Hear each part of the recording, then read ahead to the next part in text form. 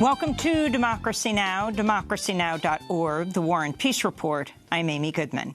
In Sweden, prosecutors are reopening an investigation into sexual assault allegations against WikiLeaks founder Julian Assange and are seeking his extradition to face charges in Sweden.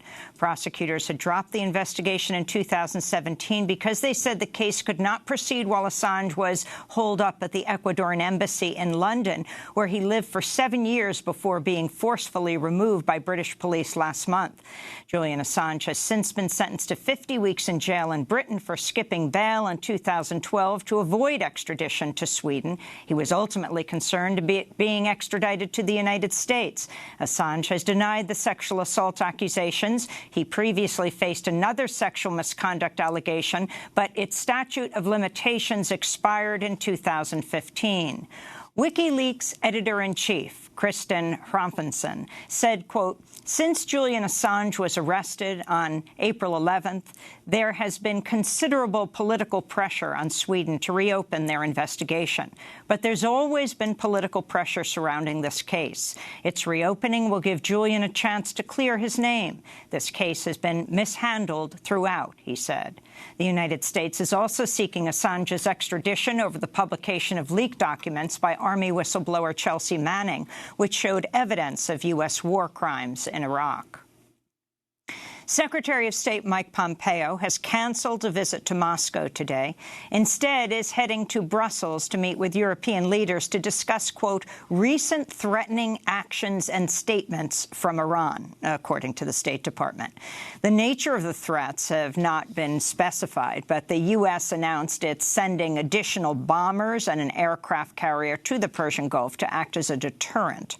The European Union reiterated today its continued support for the Iran nuclear deal in the face of mounting tensions with the U.S. Meanwhile, Iran's President Hassan Rouhani has called for internal unity as the nation faces sanctions that could have worse consequences than war with Iraq in the 1980s, and that he said amount to, quote, a war unprecedented in the history of our Islamic revolution, unquote.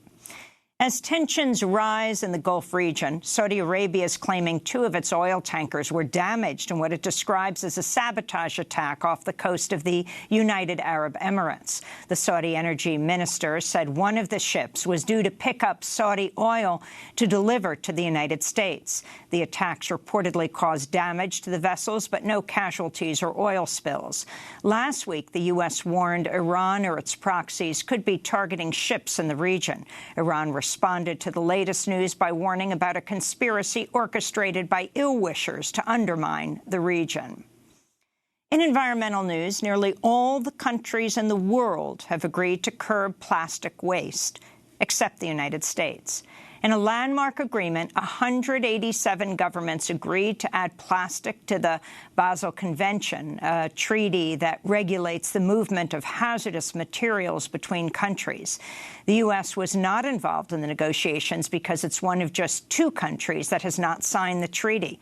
The amended treaty will make it more difficult for rich countries to send their plastic waste to poorer nations. The UN estimates there are 100 million tons of plastic waste in the world's oceans. This is the UN's Ralph Payet. Plastic is everywhere, and we need, for us to solve it, it cannot be the responsibility of only one country.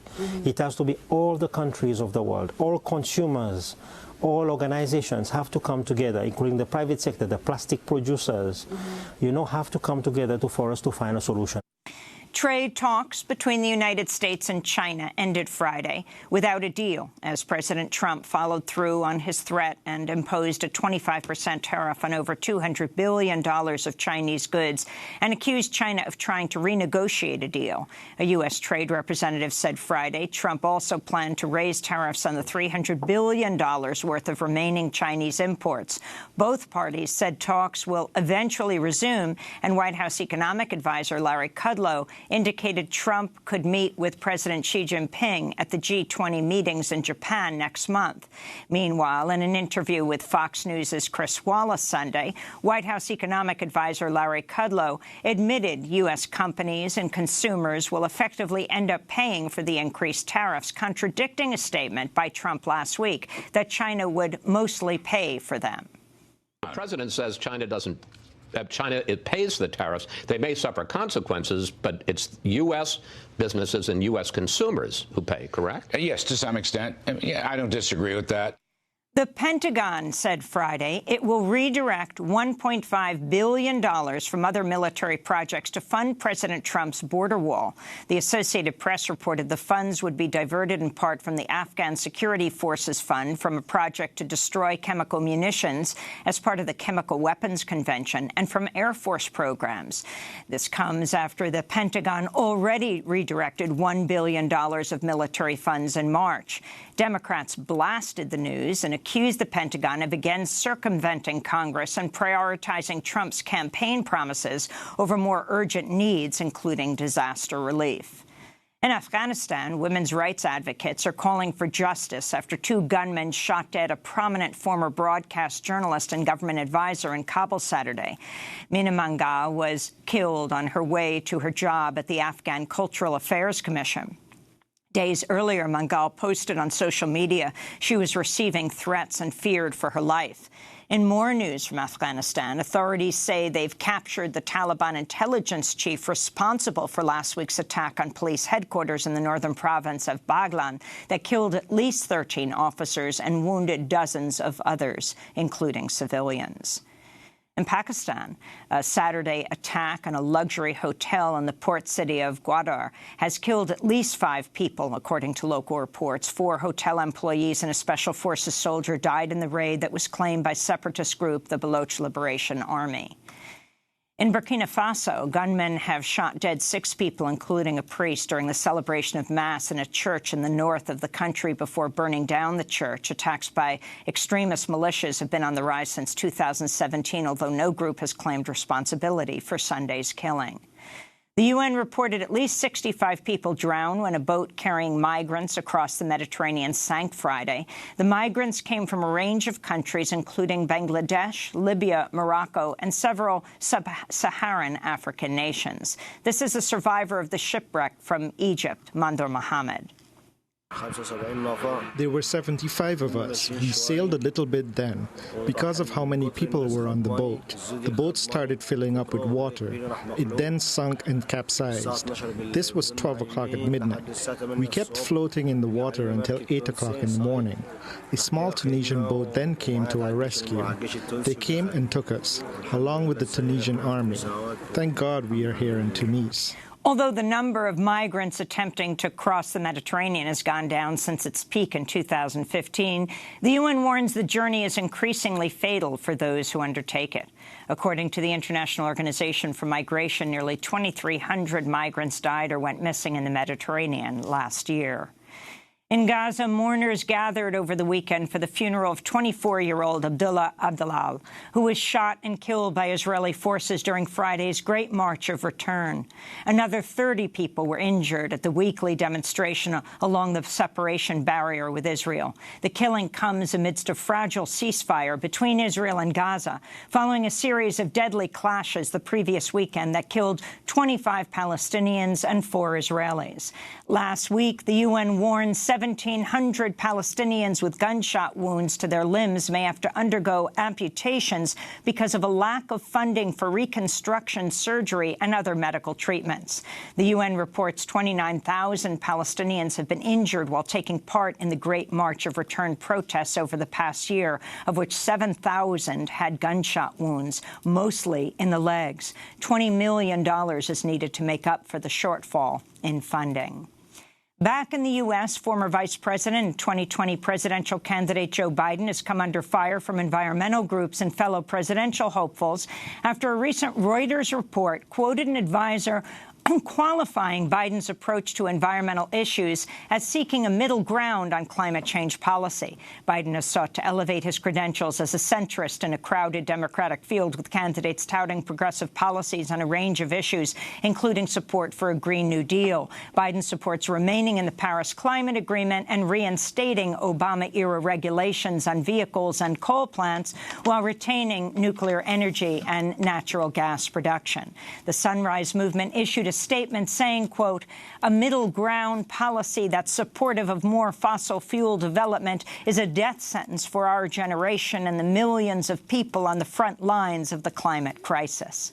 Similarly, Senator Bernie Sanders, who supports the Green New Deal, tweeted, "There is no middle ground when it comes to climate policy." Democratic lawmakers, Senator Sanders, New York Congressmember Alexandria Ocasio-Cortez, and Senator Ed Markey are joining a rally today at Howard University in Washington, D.C., as the final stop on Sunrise Movement's nationwide Road to a Green New Deal tour. In more news from Capitol Hill, Senator Bernie Sanders and Congressmember Alexandria Ocasio-Cortez introduced legislation that would help millions of Americans saddled with credit card debt by capping credit interest rates at 15%. This is Congressmember Ocasio-Cortez speaking alongside Senator Sanders last Thursday. When everyday banks start to charge higher and higher interest rates, essentially your credit card becomes a payday loan. And this is not anything radical, because we had these laws for a very long time in red states. We had them in blue states. We had them in half of the United States, had usury laws until 1978 when they were repealed. And ever since then, it's given a blank check for credit card companies and for big banks to charge extortion-level interest rates to the poor. House Ways and Means Committee Chair Richard Neal issued subpoenas for President Trump's tax returns after the Treasury Department failed to comply with a request to hand over the records by Monday of last week. Treasury Secretary Steve Mnuchin wrote in a letter last week, "The request lacks a legitimate legislative purpose. If the Treasury and IRS continue to withhold the tax records, the battle will likely head to the courts." The House passed a $19 billion relief bill Friday, despite President Trump's objection to the package over its funding for assistance to Puerto Rico. The legislation includes $600 million in nutrition assistance to Puerto Rico, a number that Democrats previously said was too low to adequately aid the many Puerto Ricans still recovering from the devastation of Hurricane Maria. A similar proposal in the Senate stalled last month. Trump has continuously lashed out at Puerto Rico's political leaders, accusing them of misusing federal funds. Last year, he reportedly told White House officials he wanted to withhold any additional recovery assistance from the island. Hollywood actors are threatening to boycott the state of Georgia after Republican Governor Brian Kemp signed one of the most restrictive abortion laws in the country last week. The law bans abortion when a fetal heartbeat can be detected, which often occurs at around 6 weeks into pregnancy, before many women even realize they're pregnant. In response, entertainers, including Amy Schumer, Christina Applegate, Alec Baldwin, and Alyssa Milano, pledged to boycott movie and television production in Georgia if the law goes into effect. Milano also called for a sex strike on Twitter. Meanwhile, filmmakers Jordan Peele and J.J. Abrams vowed to donate 100% of the fees from their new HBO series, Lovecraft Country, that's set to film in Georgia, to the ACLU of Georgia and Fair Fight Georgia. And in Tulsa, Oklahoma, city officials have formed a committee to oversee the search for mass graves from the 1921 Tulsa Race Massacre. On May 31st, 1921, a white mob killed as many as 300 people, most of them black, after a black man was accused of assaulting a white elevator operator.